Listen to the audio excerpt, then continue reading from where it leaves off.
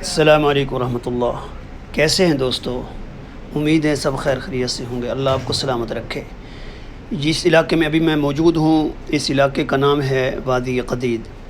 یہ مکہ اور مدینہ روڈ کے اوپر ہے۔ یہ ایک تاریخی علاقہ ہے، اسلامی حوالے سے بھی اور عرب کے حوالے سے بھی۔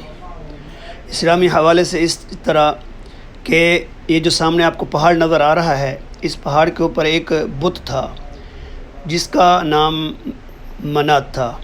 فمنات الثالثۃ الاخری، قرآن میں اس کا ذکر ہے۔ آپ صلی اللہ علیہ وسلم نے 20 سوار بھیجے اور اس بت کو گرا دیا۔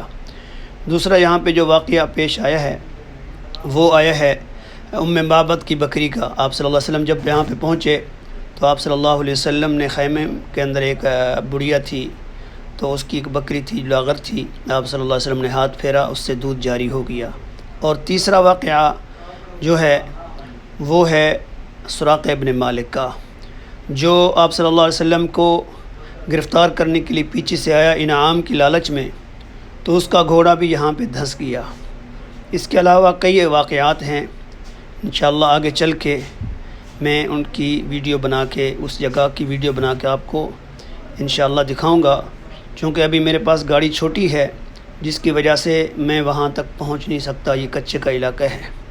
انشاءاللہ آگے چل کے وہ ویڈیو تیار کر کے آپ کو انشاءاللہ دکھاؤں گا۔